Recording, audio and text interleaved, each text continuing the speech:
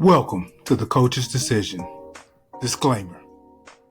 The views, language, and candor expressed on this series are designed to provoke thought and conversation amongst adults. Some opinions and perspectives may be unsuitable for those who are emotionally weak. Viewer discretion is advised. Welcome to Coach's Decision with Chris P. Reed, where we dive into topics each week that could help you or someone close to you get through. Many of my clients are skilled at the game of life, but there are times when you have to protect them from themselves. There are times where they need a coach's decision. My top client and producer has decided to give you, the audience, a glimpse into his session each week to help him navigate these moments live.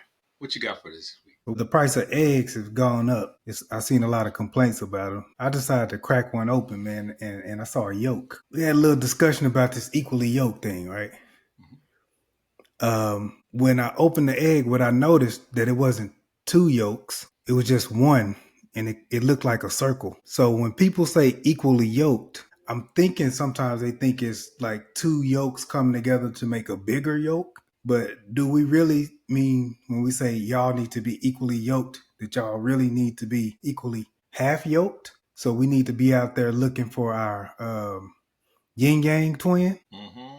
Or do we need to be looking for another yolk to make a bigger yolk? I think that that's a very tough question because in 92% of all answers are it depends, right? It depends on many factors. And so what I would say is that it depends on where you are in your life.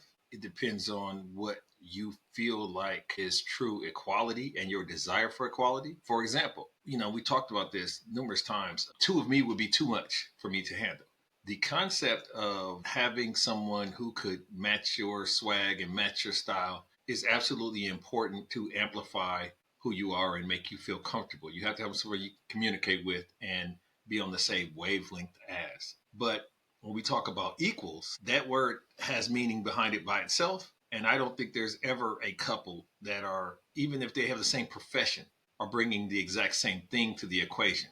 And so I think the biblical term of yoked, and I would have to do, and I'll come back with this for you, the research on the connotation of the term yoked. But I think for all intents and purposes, what it means is somebody on my level. So we'll bring it to the now and say, I need to have somebody on my level. Now, what happens in that regard is you have different levels. And so there could be somebody that is quadriplegic that I could consider to be on my level, emotionally, spiritually, intellectually, financially. I think that once again, it's the qualifier as to what you want in that person. There was something that I had seen recently where, I'll have to insert the analogy, but basically there were 6 floors on an elevator. There was an elevator to 6 floors, and the first floor had a guy who had a good job and, was a good guy.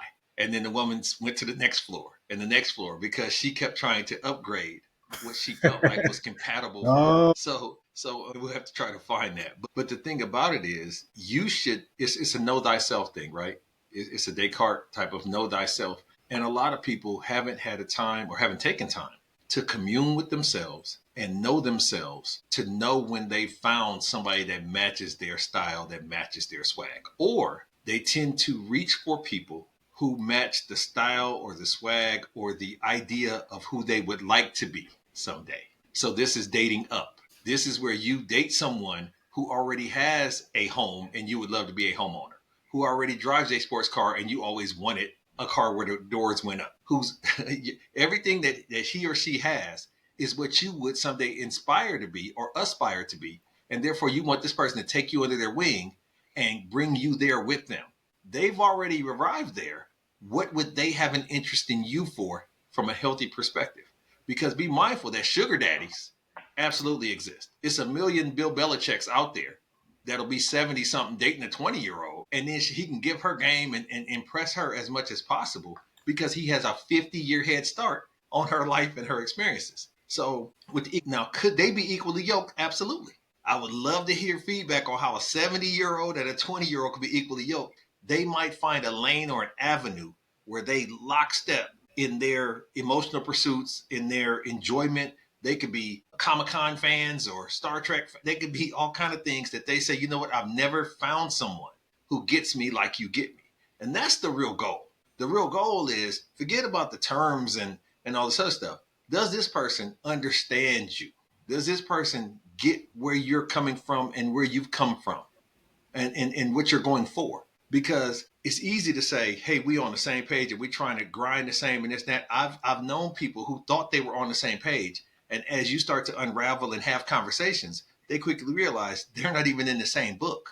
They're not in the Yeah. same book. They've either grown apart or they never were in the same book because they were just doing this while the other person was talking, but wasn't listening intently as to what it would take to be in the same book, chapter, verse. One of them just wanted to exercise their neck, while the other one was trying to have peace. So, does equally yoked go for friendships? It should. It should.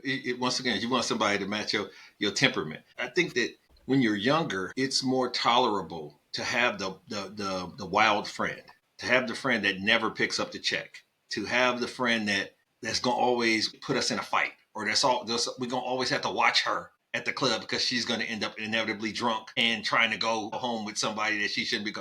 It's always gonna be somebody. But as you get older, you graduate away from those type of attachments and you put yourself in situations where you don't have the emotional bandwidth to have that type of drama and to cater to that type of person because you want somebody that can understand the things that you're contemplating and comprehending. I had a conversation recently about pre-tax K investment versus post-tax, and you can't have that conversation with everyone. You know what I mean? But Right. because I needed that conversation at that time, I was glad I had a friend base where I could tap into that network. You have to have networks that continue to provide some type of elevation to who you are and what you bring to the table if you're trying to evolve. If you're just trying to be cool and you've had your day ones that's always just been cool, the only problem that you're going to run into is if any of you in this equation decide to elevate, because then it tends to drag the others up against their will. We all got to be on the same page. You know what I mean? And this happens a lot in instances where you have a buddy and y'all all married, and then he gets divorced. And now he want everybody to go to Vegas. He want everybody to go to Thailand. You know, it's just like Right. he want Right. to be at the DR. He wants to go. You know what I'm saying? The guy that you have a friend, a close associate that has a birthday similar to yours, and he's that guy. He's going to drag you into things that Oh I'm yeah. cool with him, and I would love to kick it with him, and he's a fun guy. But when is fun not the prime directive? When is fun something that you retire as the rationale behind why you do things? Those are the things you have to watch out for as you navigate through life. So yes, for friends, the equally yoked thing is I need somebody that's trying to be what I'm about, and that they don't have to have the same number of kids, and they don't have to be married, and they don't have to, but they have to have something that I align with my personality, because to have a polar opposite friend is a strain and it's a distraction on your destination and what you're trying to accomplish as you navigate these waters. That makes sense. That makes sense. Do you and your job have to be equally yoked? Long term, yes. But what happens is this. Well, you gave me two answers, man. Because I apologize, because I don't want to misspeak. I got to Okay. have a responsibility to tell you the truth. At some point in time, you have to evaluate: is this for you, and is it adding to you or subtracting from you? And a lot of people, there's a percentage just in the highs where people who went to school for a thing aren't doing said thing as an occupation, right? Because what happens is we go to school, we get an education, we get paperwork, we get validation to get us a job or a career type. And then once we get into a company or a career type, it tends to take on a life of its own. And you start to evolve and navigate in different waters. So, in the idea of there's times in your career where it was in your sweet spot and it was what you always wanted to do. But then you had to change, you had to adjust because it was no longer either appropriate because of age or for whatever reason for you to continue to do that. It's very few jobs that you started and you were doing this with this title and this level of responsibilities, and 25 years later you were doing the same thing, same level of responsibility, same title. In fact, it's frowned upon in corporate, situations for you to exist in a role for a long period of time. Even if you're a great facilitator of said role, they have a desire to kind of churn you into something else. So in the idea of, if you looked at your career over the last 25 years and every job you were equally yoked, you are once again schizophrenic as a person. Because how can you be a perfect match with every single role and every job all the time? And the chances of it calibrating to your evolution and vibrating on the frequency that you're at that time as you continue to move on, so minimal. that it would be almost impossible. So no, you don't have to be equally yoked with your job. I don't want people to think if I'm not, equally yoked with my job, I need to find that job, because trust me, you'll find it and you'll get it, and then soon you'll lose that frequency. You'll lose that yoke, that connection, because the job will change or you will change. So you have to be you got to But be able to when pivot. when when I level up, don't I become equally yoked with the next job or position or With that being the case, situation? so the problem is we're talking about perfect timing. We're talking about the time in which you emotionally, spiritually, and educationally level up is also the time where that job happens to be there on your terms. And then of course you grow and you level up again, and then that job is there on your terms. That can happen if you have a what is called a prescription, meaning I want to be the head of the radiology department at the hospital. And so, in order to do that, the classic path to do that is you start here as a residency, and then you go to this, and then you go to that. And it is created to build you to be able to encompass that responsibility as the head of a radiology department. But most jobs are not like that. There is no job that says if you start here, you'll end up as the CFO, you'll end up as the COO, you're in a, and they stair step you in that. That just jobs just don't do that anymore. There's no starting in the mailroom and becoming the CEO anymore. That just doesn't happen. And so the idea of the reason why I'm very cautious as I express this to you and your people is because I don't want people to get distracted and disgusted when they look around and it's not what they thought it was going to be. Or they look around and they're not evolving at the same pace and rate at the job or the position or the responsibilities. It's not always going to be lockstep. And if we have a situation where we're concerned that we're not where we should be, then be careful about where you would rather be, because that too is going to be fleeting. It's a world is a constant churn, a constant change. And so you have to find what is the 80-20 rule. It's Pareto, right? What is the 80-20 rule of what is going to give me the most satisfaction with the least amount of angst and adjustment? And then you kind of go from there. Okay, I'm taking notes here. All right, cool. So, do you and your church need to be equally yoked? Is that why you selected that denomination or that faith or that? Yes, yes. That is a yes. Let me explain why. I believe spiritually the stakes are too high to be messing around. Okay. And I believe spiritually, because of the way that you feel, this a lot of this other stuff is a check, and it's a lot of science, it's not a lot of art, right? But spiritually, it's art. That's not a science. It's a situation where you feel good about this pastor and what they bring to the table, or about this ministry and what it fulfills you with emotionally, or you don't. And sometimes you can go through growth processes where this church ain't doing it for you anymore, and you feel compelled to stick with it like it's a football team or a baseball team. You're not a teammate like that. You have your salvation as a prime directive. And so you have to do whatever is calibrating you to the right spiritual tune. That tuning fork that is your spirituality, make sure you always adjusting that. So in the idea of having to be equally yoked with your church, yes. Because if your church is on something that doesn't fulfill your spirit and doesn't make you feel good about being a tithing, a contributing good steward of that institution, you're not fulfilling God's plan or intent for you. You're just covering space. And I mean, even Philip Bailey know the reasons to leave that situation. Do you or what do you do when you and your family are not equally yoked? Oh, you let that burn. I mean, you can't do. They say you can't choose your family. In the idea of, we've So talked about yoked, this. It's never, yeah. It's rare. It's so rare that a family it takes a strong grandfather, grandmother that beats that into the family for them all to be thinking the same and doing the same and acting the same. It's rare Mhm. that I've run into families where all of them is dentists. I've run into family where all of them is politicians. But when you really sit down and talk to those people who inherited that family business or that family dynamic, they own a restaurant. Everybody's worked in a restaurant for 7 generations. It's a lot of them. I'm sorry. Let me be clear. There are some that resent the destiny that has been handed to them. Okay. So the idea of who's the black sheep and what's the black sheep, it all depends on who's the arbiter of this designation of the sheep. Because it's okay for you to be on your own and do your own thing and have your own vibes and your own desires. The But a choice is lot of yours. you can get with either one, right? So, but the problem is a lot of these folks that you talk to, and I have someone that's a client of mine, and they're an entrepreneur because their parents was entrepreneurs and their grandparents was entrepreneurs. And what you realize is a lot of that person's spirit is not necessarily entrepreneurial.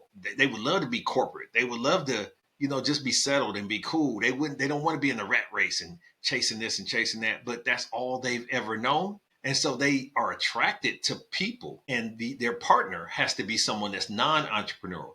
The problem is in those relationships, that's always tough. When I get off at the same time every day and my check is the same every day, then it's hard for me to be with a person long term whose hours are all over the place and we can't schedule vacations and we can't, they can't shut it off because if they don't work, we don't eat type of Hmm. situation. And obviously that's not literal because my job will feed us. But the moral of the story is you have to look at those things and say, okay, how does that work in the situation? Because having a family where everybody's the same clone of each other, or there's a certain reputation, all the Winans don't sing. I mean, we think they do because there's so many of them that have record deals, but not every single Winans is writing and singing music.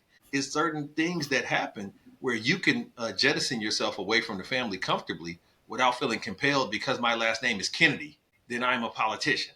They're not all politicians. And, I think that's something that is age old, but that comes from old times where you had caste systems. And if your dad was a cobbler, then if your dad was a blacksmith, then you was a boy, you was going to be the next blacksmith. You know what I'm saying?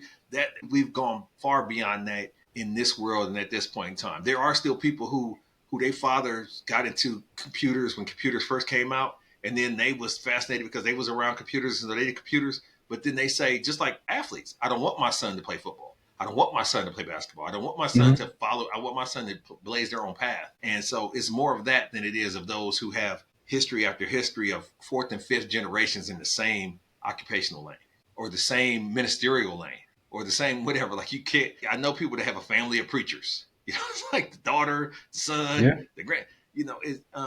That's a heavy burden on those folks to kind of hold up to the legacy that was established for the person who had the actual call. I'm not saying the actual calling, who had a calling, and then that calling then spread throughout the family like wildfire. That's a very expensive call that the good Lord has made. Especially if your church has 30,000 members Yes. and you want to leave it to your daughter now. That's hard. It kind of And reminds me of the Coming to America too. the situation is this, and that is so classic that you look to a lot of early American businesses. There was no, at one point in time, and they can correct me on the chat if they need to, there was no female billionaire CEO that got it from the mud or that got it on her own. It was all inherited from somewhere else for a very long time. I think Oprah was one that got her own, but it was a very small, percentage of female billionaires that had started it and built it from the ground up. They were all inherited. And there's a lot of old business, old money, the Waltons and such, where a lot of their money was inherited from the sweat and labor of their predecessors. There's nothing wrong with that. I would love to have a trust fund.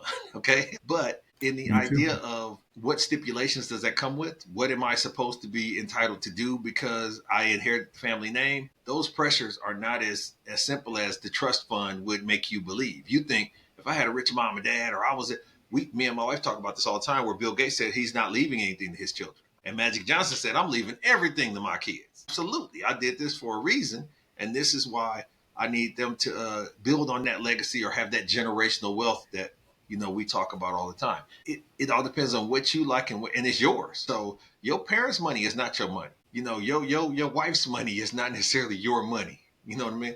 You have to understand how to equate that. So when it comes to your family and their aspirations and what they like, I don't feel like you should inherit those and have to live up to those designations if you don't feel inclined to do so. Okay. So that brings us to the topic that everybody likes to talk about, and that's Mm-hmm. relationships. Mm-hmm. So in a romantic relationship, we're told that needs to be an equal yoke situation. Yes. And by equal, you mean 80-20 intolerance zone of being the equal part that they need. And by equal, you also mean match. I'm reading my notes here. Yep. I'm listening. Yep. Yep. So in a relationship, does the yoke become unequal? Yeah. Yeah. Heck yeah. And I like to use the term frequency, obviously, because Okay. old radio dials, right? And so sometimes the frequency will get off and you need to adjust the dial a little bit. Long term relationship, you talk to an old couple, there are phases that they go through. They started off obviously they started off powerful on the right same frequency, and that's what got them to get married and buy this house and have these kids and plan this life together. And then there's hills and valleys, right? There's times where you're not vibing on the same accord as that person. And this is why, as opposed to being committed to that person, you have to be committed to the commitment. So if you commit to the commitment, then no matter what's going on with that person at that point in time, and they're committed to the commitment, you'll be able to make it through those moments and come out on the other side and say, okay, that was a little tough that month, that week, that day, or whatever it was, but it didn't destroy everything. It's just so easy to get divorced now, and so easy to explain away why I decided I wanted to do something different, and people accept it. I think, we're a society of peer pressure. If it's not acceptable, then we tend to stay away from it. And when it becomes acceptable, these struggle stories or this negativity or sensationalism in the media, now that that's acceptable, you find it more and more rampant. It's a flywheel effect. It just keeps getting faster and faster, hotter and hotter. You have to be a special person to kind of deny that and shield your relationship from that outside noise and not be distracted and deflect within the relationship. If you bring things to the square and say, hey, when we first started, we said this, this, and that. Obviously, 5 of those things aren't still existing. Something has changed. Why and what?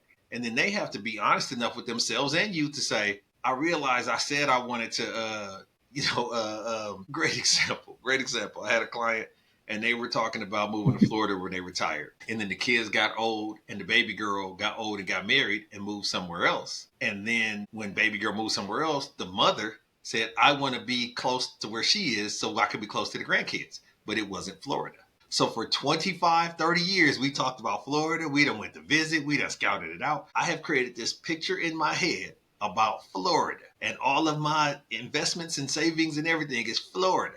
Now this baby has decided she want to live in Connecticut, which is not Florida. Is the And grandkid you, named Florida? right? That's the closest he gonna get. That's the closest he gonna get to Florida. Is if we named the dog Florida when we moved there. That's very unfortunate, but it's not uncommon because the whole right to change my mind thing.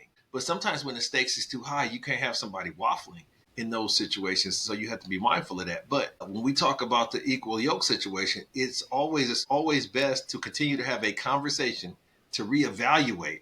Are we still on the same page? Are we still thinking the same thing? And in a young relationship, that happens way more frequently.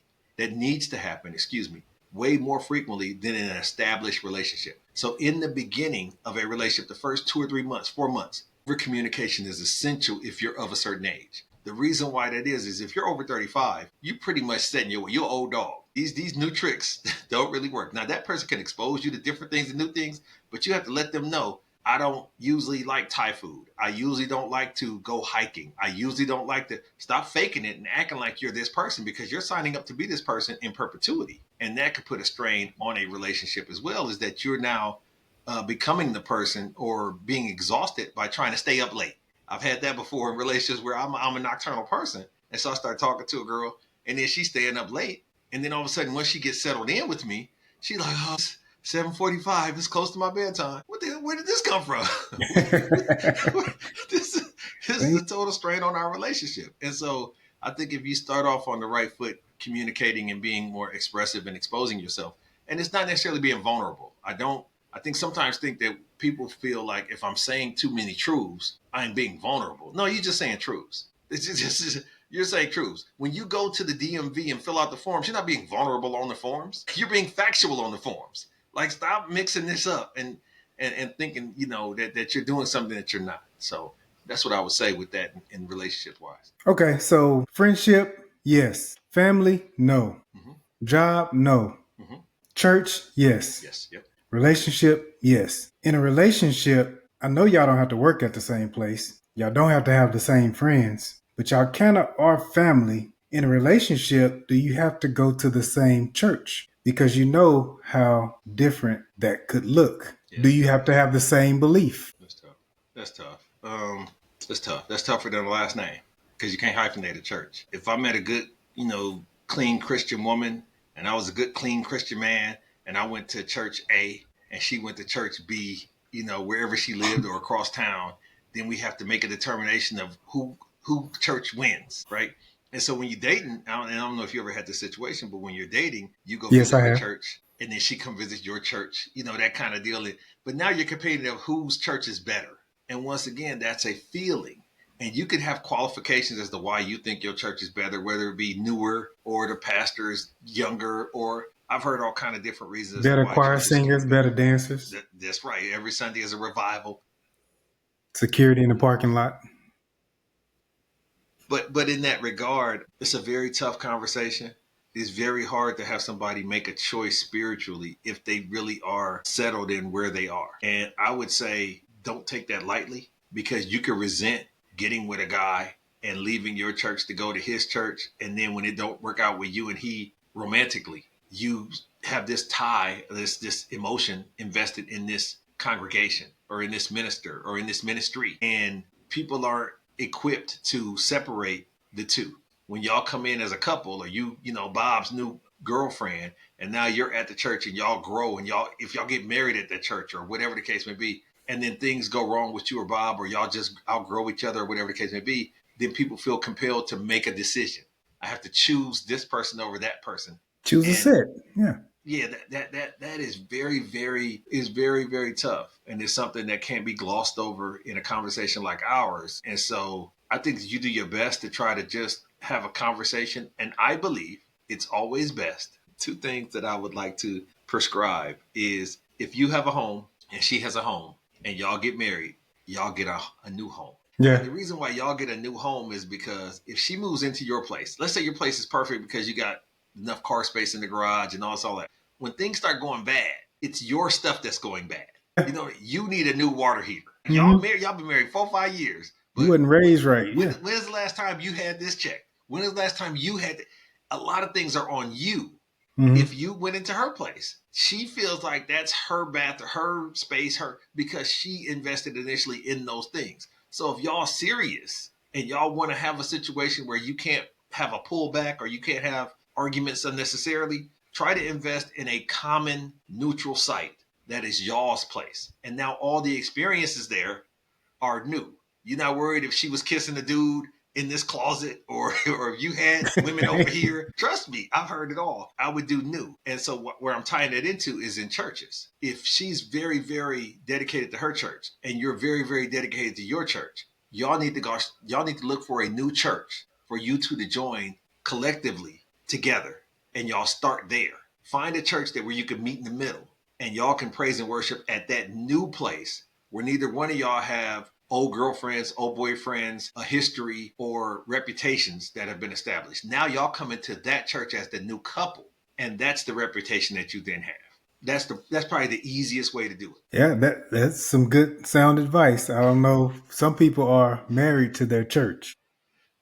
You I shouldn't, like. but the Bible does not say that. He says, "Love your husband or wife as I love the church." Not love the church and then love your husband and wife if you got something left. Yeah, if it's under.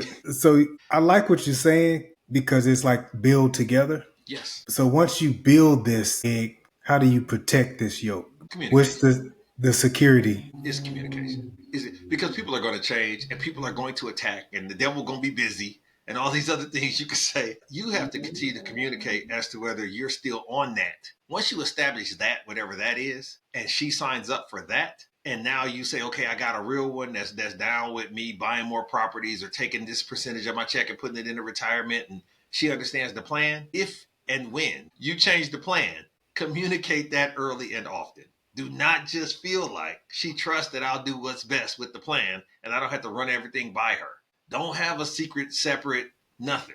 Either y'all doing this or y'all That's not. Ain't cheating. no such thing as halfway crooks. You know what I'm Yeah. saying?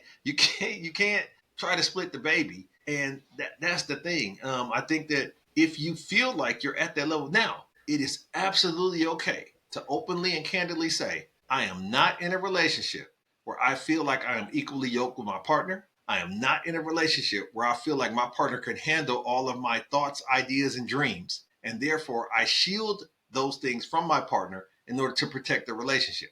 Now, good luck if that stuff is ever discovered, but you got to do what you got to do to be good. I have a person that I work with that says, my boss, I'm not my boss, I'm sorry, my Freudian slip, my girl will never know this, that, and this, that, and all of these things. We'll always have separate accounts because I got before when I was married the first time, and my wife did this and that with my money. If you have a second wife, this is a clean slate second chance. Do not bring that baggage or that reputation of a whole different woman, unless you married her sister. It don't There's fly. no reason for you to punish her for what this other woman did or did not do. No more than you should congratulate for her for what the other woman did bake well or cook well or show up on time or iron your stuff. Totally different people require a totally different mindset. And I understand the PTSD that comes along, but you got to be willing to move on. And so that fresh start is in all aspects. It's not just in church or in this or that. It's everything. You got to try and see what works for you and what makes you feel best. And if you had never been with Bob and he hadn't taken the money, would you have always dreamed of having a joint account or filing taxes jointly? Or what is joint in this marriage? What is joint beyond our last name? I like So that. Kendra agrees on the new home. And Daniel says this is something that's near and dear to him. Don't deny my gym shoes in the church. it depends on what. Listen, here's the situation. Right now, they create a new pope. Okay, yeah, I guess They yeah, they're creating a new creating? pope. Yeah, they're creating a new pope. Yeah, it's a person that's going to be appointed to the title of pope, the head of the Catholic Church. That's a ceremony that's going to occur.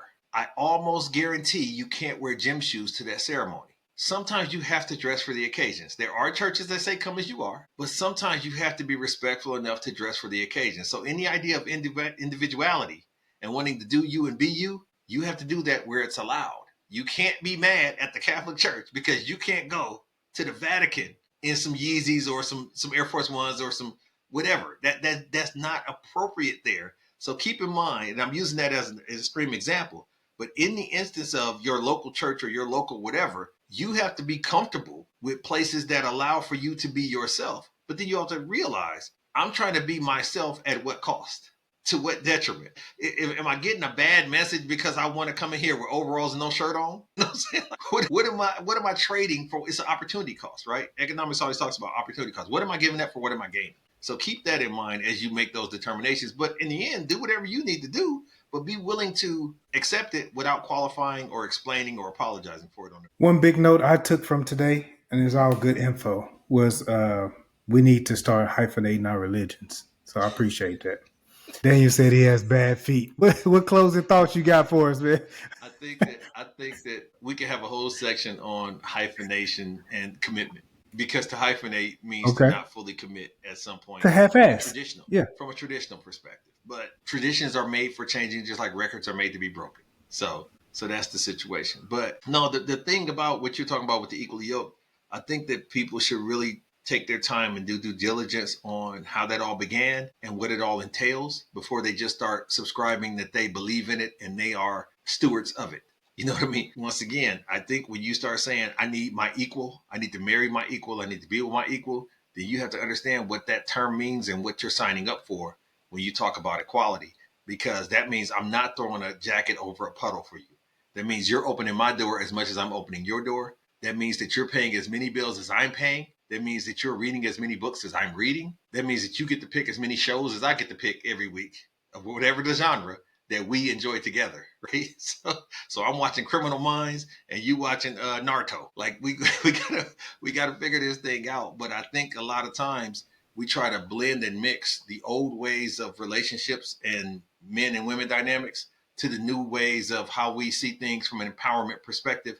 And they don't you shouldn't mix those metaphors. They don't blend well. Ooh, we appreciate you as always. What we got today to close out? We got a dream. We got it. What we got? So what I want to do in lieu of the dream today is I wanted to challenge and create an idea in honor of Mother's Day that's coming up this weekend. So if you didn't know, now you know Mother's Day is coming up this weekend.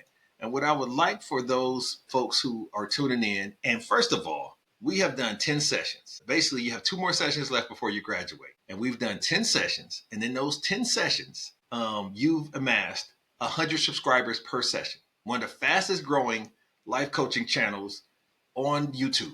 1,000 subscribers. Thank you, subscribers. Thank you guys for tuning in and checking us out and listening and enjoying. But in this situation, what I would absolutely love for folks to do is I would love for folks to think about the first fond memory that you have with your mother. Go back into the reset. And I know some of us is old, trust me.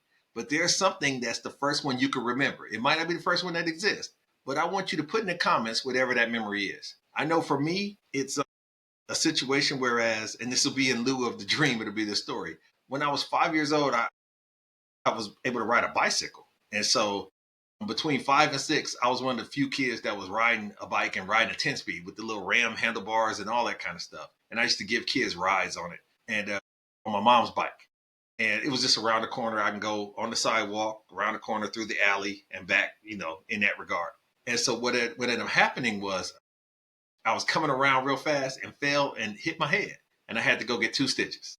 I still got the little scar here, but I got 2 stitches in my head. And that's not, the story is not there. The story is I have a brother that's 2 years younger than me. And up until that time, I can't recall a moment with my mother where my brother wasn't there. And when I went and got my stitches out, because they didn't dissolve back then, right? When I went and got my stitches out, my mom said, hey, we're going to go to the doctor to get your stitches out. And I said, cool. And she said, we're going to walk, because we didn't have a car. We're going to walk. Now, nobody's come picking us up or nothing like that. And so we walked, and it was probably 2.5 miles. But I remember we walked through a field of what looked like beautiful flowers. Now, as an adult, I realized these was weeds. These was dandelions, right? But it was a field of flowers. And the reason why that was so impactful for me as a 6-year-old, 5-year-old kid was my mom always got on me and my brother about walking through people's grass. But on this day, she was like, we're going to cut across here to get to the hospital.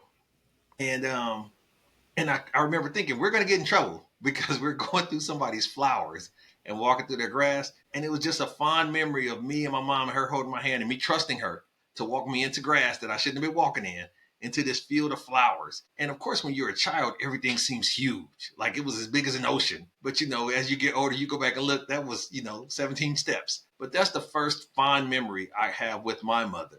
And so I'll remind her of that when I see her this weekend. But it'll definitely be something that I, contribute to our relationship. And I'm glad I still got her. And for those who don't have theirs any longer, there's still a good opportunity for you to have these memories, because that's how you honor them, not only for your generation, but for the next generation. And so just try to think back on the first mom memory that you have and put it in the comments to honor your mom on Mother's Day. And I would like to tell you happy Mother's Day if you're a mother. And I would like to wish your mother a happy Mother's Day for those who are here and those who are not. I appreciate them having you and continuing with the cycle of humanity that encompasses this world. And so that's where we are with that. And so I just wanted to give that as a challenge. And you can do that either on the comments on the Friday session when it comes out at 9 p.m. That would make it stay with the assignment, make it stay in YouTube in perpetuity. So come up with those. And then Friday at 9, this episode is going to air. And you come and put those in there in honor and tribute to your mother for Mother's Day. And that'll be greatly appreciated from Coach's Decision. So anything else that you want to have before we sign off here? No, I'm good. I just want to thank everybody for showing up, watching, subscribing, commenting. Y'all making this entertaining yet very productive. I think we're learning some stuff. I may have been left back, so I may not graduate in 12, but I'm making progress. Well, I appreciate the people, contributing and things of that nature. So we will do this again next week live at 9 p.m. And we appreciate you coming. Make sure you keep coming every week, and make sure you keep liking, commenting, and subscribing. And we'll check you guys out next week. Bring your baggage, drop it off. We'll unpack it. So until then, take it easy, or at least take it how you can get it.